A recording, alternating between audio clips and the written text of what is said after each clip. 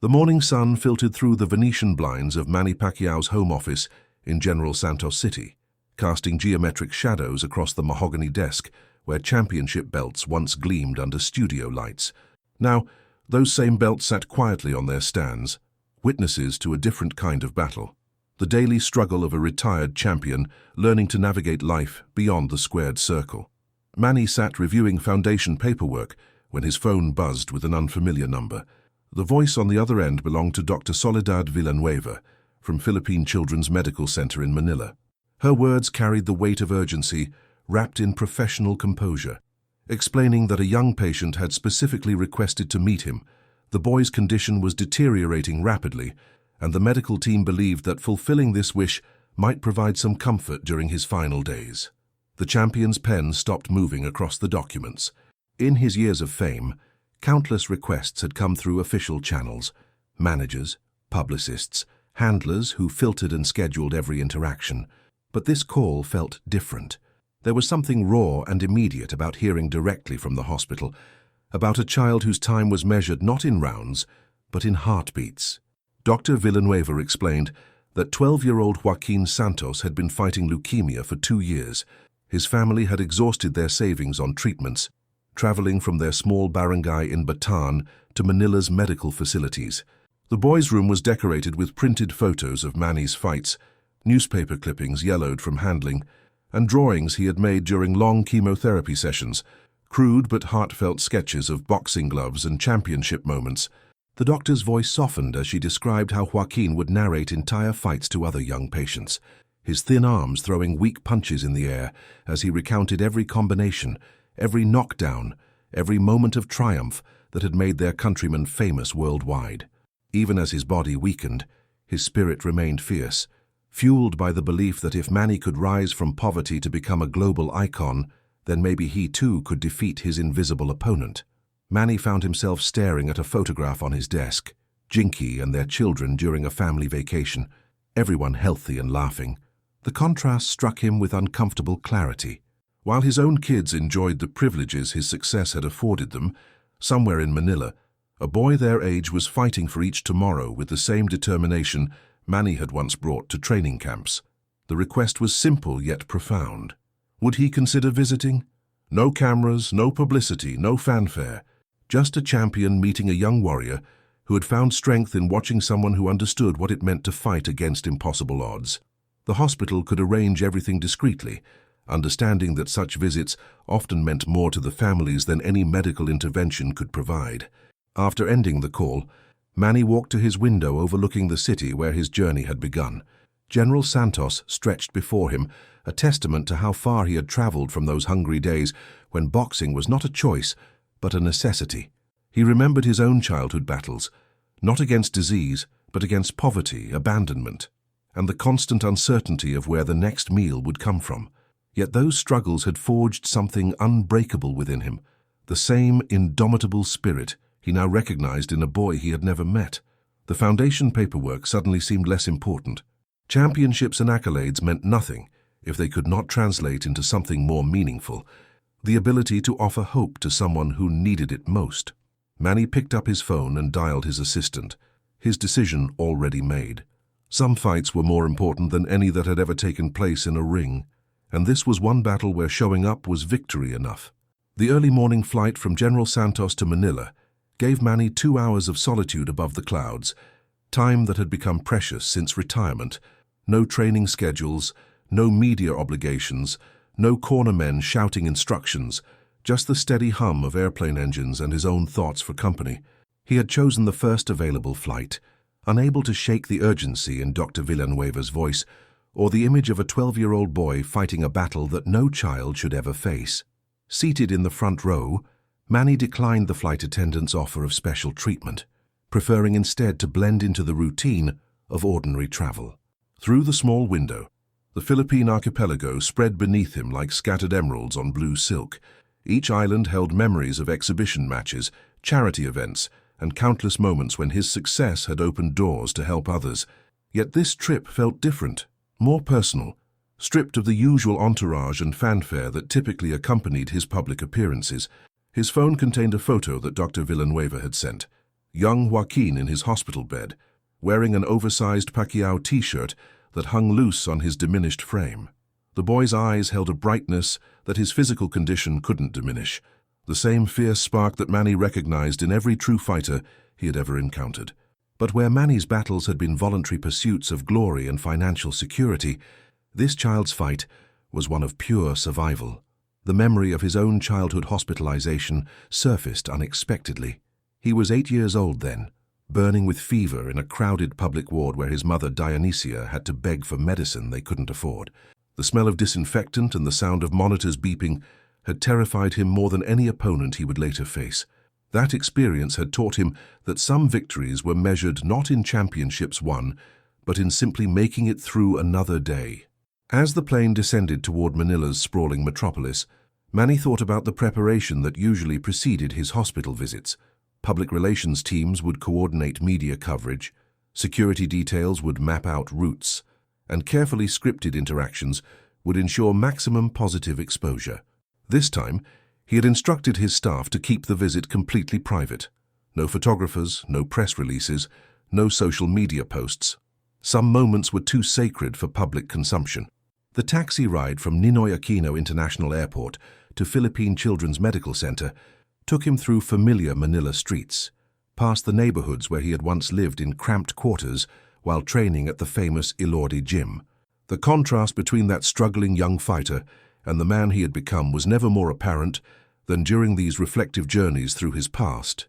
Success had provided comfort and opportunities, but it had also created distance from the raw desperation that once fueled his ambition.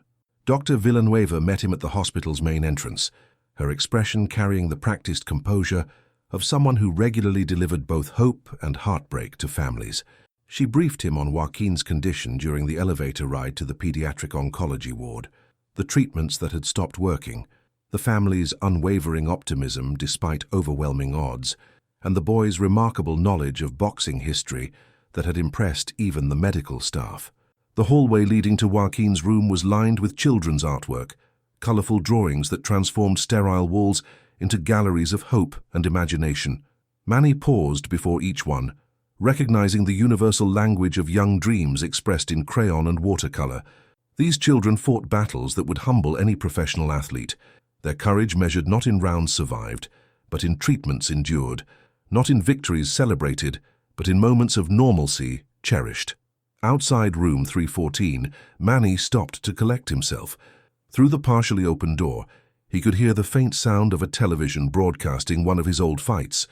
The familiar commentary transported him back to that ring, to the lights and noise and adrenaline. But now those memories served a different purpose. They had become sources of strength for someone else, proof that extraordinary things were possible even when circumstances seemed impossible. His hand reached for the door handle, knowing that what waited beyond would change both of them forever. The door opened silently, and Manny stepped into a world transformed by the imagination of a dying child. Every available surface in room 314 told the story of a young boxing enthusiast who had turned his medical sanctuary into a shrine of inspiration. Hand-drawn posters covered the walls, crude but passionate sketches of championship moments, complete with crowd scenes rendered in colored pencils and the determined strokes of a trembling hand. Joaquin Santos lay propped against several pillows, his small frame nearly lost beneath hospital blankets that bore cartoon characters. The boy's head was covered by a knitted cap that couldn't quite hide the evidence of chemotherapy's harsh toll, but his eyes blazed with an intensity that reminded Manny of his own reflection in dressing room mirrors before the biggest fights of his career. The television mounted on the wall displayed the final moments of Manny's victory over Oscar de la Hoya.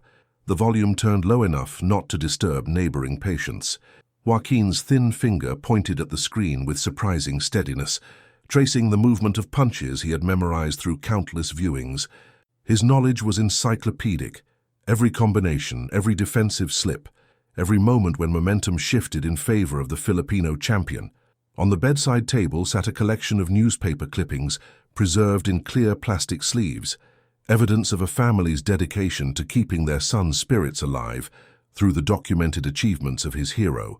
The headlines chronicled a career that had transcended sports, transforming a poor boy from General Santos into a global icon who represented hope for an entire nation. Manny approached slowly, careful not to startle the child who had been expecting this visit, yet could hardly believe it was happening. The boy's mother, Remedios, sat in a chair beside the bed, her hands clasped in prayer-like gratitude. Her worn clothing and tired eyes spoke of countless nights spent in hospital corridors, of savings depleted and sacrifices made in pursuit of medical miracles that remained frustratingly elusive. The recognition in Joaquin's eyes was immediate and overwhelming. Years of watching fights on borrowed televisions and studying grainy photographs had prepared him for this moment, yet reality surpassed every imagined scenario. The champion who had inspired him through the darkest periods of treatment was now standing just feet away, real and present and somehow smaller than he appeared on television, yet more powerful in his quiet dignity. Manny noticed the boy's collection of boxing gloves hanging on wall hooks, miniature versions that had never seen a real gym but had thrown thousands of shadow punches during lonely hours when pain medications weren't enough to guarantee sleep. The gloves were signed with names of famous fighters, written in a child's handwriting as he imagined meeting each of his heroes. The emotional weight of the moment settled on Manny's shoulders like a heavy robe. This wasn't about fame or legacy or public relations. This was about a young warrior who had found strength in watching someone else fight, who had used Manny's victories as fuel for his own impossible battle against an opponent that couldn't be defeated with heart and determination alone. Joaquin's breathing was labored but steady, each breath a small victory in a war that medical science had already declared unwinnable, yet his spirit remained unbroken, sustained by the belief that champions were made not by their victories, but by their refusal to surrender. He had studied every comeback, every moment when Manny had risen from the canvas to snatch victory from the jaws of defeat. The boy slowly extended his hand, a gesture that carried the weight of every prayer his family had whispered, every night his mother had fallen asleep in an uncomfortable hospital chair, every treatment that had promised hope while delivering mostly suffering. In that small, weak grasp, Manny felt the true meaning of championship, not the temporary glory of defeating another man, but the eternal significance of inspiring someone to keep fighting when surrender would be easier. The handshake lingered longer than protocol would normally dictate, but nothing about this encounter followed conventional rules. Joaquin's grip was surprisingly firm, for someone whose body was being ravaged by disease, a testament to the fighting spirit that had sustained him through 2 years of medical battles. Manny felt the calluses on the boy's palms, evidence of countless hours gripping imaginary gloves and throwing punches at invisible opponents. As Manny settled into the chair beside the bed, Joaquin began pointing to various items around the room, each one representing a chapter in his personal boxing encyclopedia. A scrapbook lay open to pages documenting Manny's rise from street vendor to world champion, the edges worn smooth from repeated handling. The boy had organized everything chronologically, creating a visual timeline that captured not just victories and defeats, but the human story behind each fight. Remedios watched her son with the mixture of pride and heartbreak that only mothers of seriously ill children truly understand. She had spent countless hours helping Joaquin research boxing statistics, cutting out newspaper articles, and printing photographs from library computers when their home internet was disconnected due to unpaid bills. Boxing had become their shared language of hope, a way to focus on triumph rather than the grim realities of medical prognoses. Manny's attention was drawn to a notebook filled with the boy's handwritten fight analyses. Joaquin had studied each bout with the dedication of a professional analyst, breaking down strategies, identifying key moments, and even sketching diagrams of successful combinations.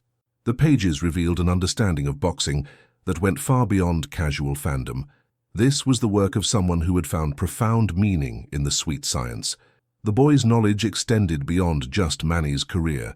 He had researched the backgrounds of every significant opponent, understanding the historical context that made each victory meaningful.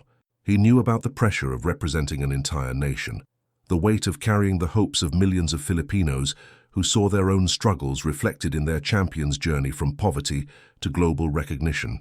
What struck Manny most powerfully was the boy's obvious comprehension of boxing's deeper truths. Joaquin understood that the sport was ultimately about more than physical combat. It was about resilience, about finding ways to continue when everything seemed hopeless, about the courage required to step into a ring knowing that defeat was always possible.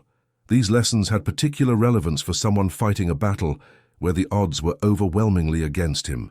The room's decorations told the story of a family that had sacrificed everything to keep their son's spirits alive. Remedios had sold jewelry to pay for the colored markers Joaquin used for his drawings.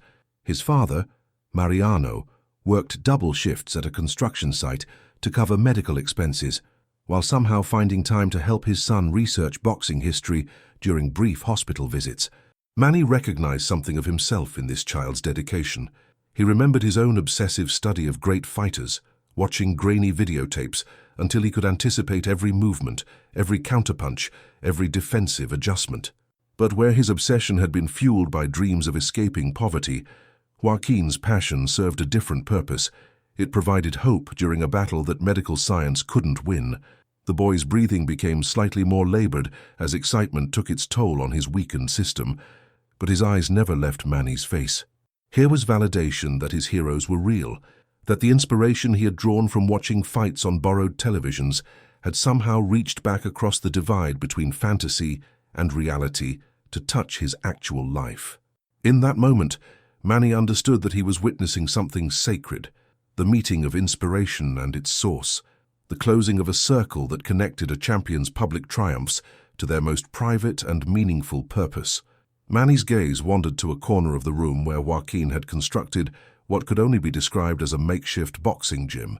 A punching bag fashioned from pillows and medical tape hung from an IV pole, its surface bearing the indentations of countless weak but determined strikes. Beside it lay resistance bands that the physical therapy team had provided, now repurposed as training equipment in the boy's imagination. The sight stirred something profound within the former champion. Every professional boxer understood the sanctuary that training provided, the rhythm of heavy bags, the meditation of shadow boxing, the way physical exertion could quiet mental turmoil. This child had recreated that sacred space within the confines of his medical prison, transforming sterile hospital equipment into tools of hope and preparation. Joaquin's medical chart hung at the foot of his bed, filled with terminology that painted a grim picture of declining white blood cell counts and unsuccessful treatment responses. Yet the boy had positioned his collection of boxing magazines to block his view of those clinical assessments, choosing instead to focus on stories of triumph and perseverance. His selective vision wasn't denial, it was strategy, the conscious choice to feed his mind with images of victory rather than surrender. Remedios noticed Manny studying the improvised gym setup, and her eyes filled with the particular sadness of parents who watch their children fight battles that should never be theirs to fight. She had encouraged Joaquin's boxing obsession not because she understood the sport, but because she recognized how it transformed her son's demeanor. On days when treatments left him nauseated and weak, he would still insist on throwing a few punches at his pillow-heavy bag, maintaining the routines that connected him to something larger than his illness. The boy had created detailed fight cards for imaginary bouts, complete with tale-of-the-tape statistics, comparing his own measurements to those of professional fighters. At 4'8", and weighing barely 70 pounds, Joaquin would never meet the physical requirements for actual competition, but in his imagination, he possessed the heart and determination that truly defined championship material. Manny found himself studying the boy's face, searching for traces of the fear that surely accompanied such a devastating diagnosis. Instead, he saw the calm focus of a trained fighter, someone who had learned to compartmentalize pain and concentrate on the task at hand. Chemotherapy had taught Joaquin lessons about endurance that most athletes never encountered: how to maintain dignity while your body betrayed you, how to smile through suffering, how to find strength when weakness seemed overwhelming. The afternoon light filtering through the hospital window cast long shadows across the room, creating an almost ethereal atmosphere around the boy's collection of boxing memorabilia. Each item told part of the story of how a sick child had used the achievements of a distant hero to construct meaning from chaos, purpose from suffering, hope from despair. What moved Manny most deeply was recognizing his own journey reflected in this child's passionate devotion. Joaquin had absorbed every lesson that boxing offered: discipline, perseverance, the ability to rise after being knocked down, and applied them to circumstances far more challenging than any professional fight. The boy had become a student of the sport's philosophical truths, rather than just its physical techniques. The monitors attached to Joaquin's small body beeped softly, marking the steady rhythm of a heart that refused to acknowledge defeat. Each beep represented another moment of defiance against impossible odds, another second stolen from a prognosis that offered little room for optimism. Yet in this clinical environment dedicated to fighting disease, the boy had created something beautiful, a testament to the power of inspiration to transcend even the gravest circumstances. Manny realized that he was witnessing the ultimate validation of his career's meaning, proof that victories in the ring could echo far beyond sports headlines to touch lives in ways he had never imagined possible. The moment arrived with the quiet intensity of a bell signaling the final round. Joaquin shifted slightly in his bed, gathering what remained of his diminished strength to share something that had been weighing on his heart since the moment Manny entered his room. The boy's voice, when it finally emerged, carried the weight of 2 years spent finding hope in the recorded victories of a man he had never expected to meet. His words came slowly, each syllable carefully chosen and delivered with the precision of someone who understood that time was a luxury he could not afford to waste.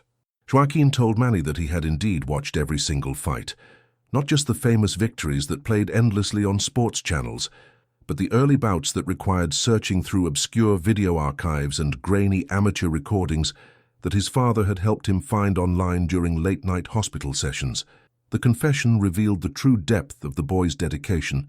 Joaquin had studied Manny's career with the thoroughness of a boxing historian, analyzing not just the triumphant moments, but the defeats, the controversial decisions, even the fights where victory came at great physical cost. He had absorbed lessons from every round, understanding that true champions were defined not by their perfect record, but by their response to adversity. Manny felt something shift inside his chest as the boy continued his revelation.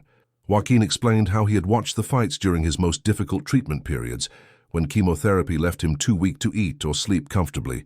The rhythm of boxing matches had become a form of meditation, the familiar cadence of rounds providing structure to days that otherwise blurred together in a haze of medical procedures and mounting uncertainty. The boy's knowledge extended beyond mere statistics to encompass the emotional geography of each fight. He understood the pressure Manny had faced representing an entire nation, carrying the hopes of millions of Filipinos who saw their own struggles reflected in his rise from poverty. Joaquin had recognized something universal in those battles, the idea that ordinary people could achieve extraordinary things through determination and refusal to surrender. Remedios watched her son share these intimate details of his relationship with boxing, understanding for perhaps the first time how deeply the sport had influenced her child's approach to his own impossible fight. She had witnessed countless nights when Joaquin would fall asleep watching fight replays, his small hand making weak punching motions even in unconsciousness, as if his dreams were filled with the same combinations that had carried Manny to championship glory. The most devastating part of Joaquin's confession came when he described using Manny's comeback victories as inspiration during his darkest moments. When doctors delivered discouraging test results or when treatments failed to produce hoped-for improvements, the boy would remember specific fights where Manny had been knocked down but refused to stay down. Those moments of professional resilience had become personal mantras, proof that impossible situations could still be overcome through sheer force of will. Manny struggled to process the weight of responsibility that came with such devotion. Every fight he had ever participated in had been motivated by personal goals, prize money, championship belts, legacy building, family security. He had never fully comprehended that his public battles were providing private strength to someone fighting a war that no amount of training or strategy could win. The room fell into a profound silence, broken only by the steady beeping of medical monitors and the distant sounds of hospital life continuing beyond their door. Joaquin's eyes never left Manny's face, searching for some sign that his hero understood the magnitude of what boxing had meant to a dying boy who had found life in watching someone else fight. In that moment, both champion and fan recognized they were participating in something that transcended sports entirely, a sacred exchange between inspiration and its most desperate recipient. The silence stretched between them like the space between rounds, heavy with unspoken understanding and the weight of profound human connection. Manny felt something cracking inside his chest, Not the physical breaks he had endured in countless fights, but an emotional fracturing that comes when a person truly comprehends the magnitude of their impact on another human being. The boy's confession had stripped away every layer of celebrity and achievement, leaving only the raw truth of how one person's struggle had unknowingly sustained another's hope. Joaquin continued to watch Manny's face, his young features displaying a wisdom that illness had forced upon him far too early. The boy understood that he was witnessing something rare, the moment when a public figure realized the true weight of their influence, when fame transformed from personal achievement into sacred responsibility. The monitors attached to his frail body continued their steady rhythm, marking time that everyone in the room knew was precious and finite. Manny's mind raced through memories of his career, but now every recollection carried new significance. The fights that had once represented personal victories or professional milestones were suddenly recontextualized as lifelines thrown to a drowning child. Each knockdown he had survived, every comeback he had mounted, every moment when he had refused to quit despite overwhelming odds, all of it had been simultaneously broadcast to someone who needed those lessons desperately.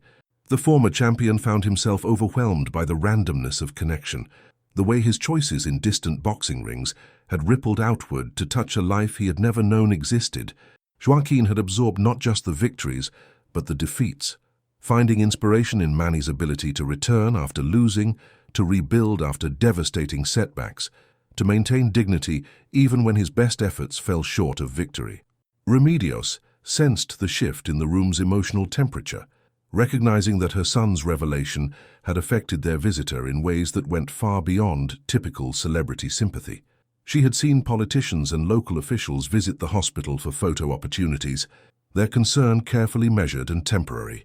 This was different, a genuine reckoning with the unintended consequences of living in the public eye, the realization that every action carried weight far beyond its immediate context. The boy's collection of fight memorabilia took on new meaning as Manny surveyed it with fresh understanding.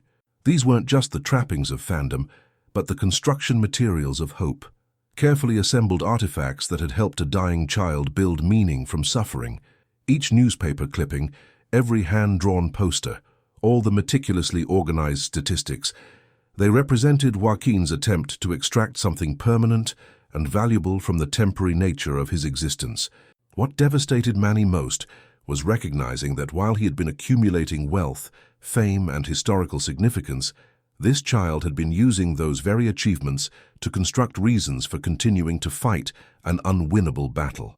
Joaquin's dedication to studying every fight had been simultaneously an act of worship and an exercise in survival, finding in Manny's professional resilience the courage necessary for his own impossible circumstances.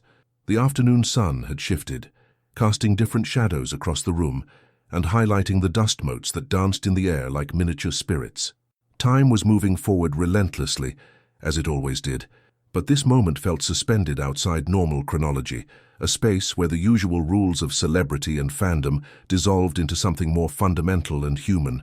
Manny realized that everything he thought he knew about the purpose of his career had been incomplete. The championships, the records, the financial success, all of it paled in comparison to this unintended gift he had unknowingly provided to someone who needed it most.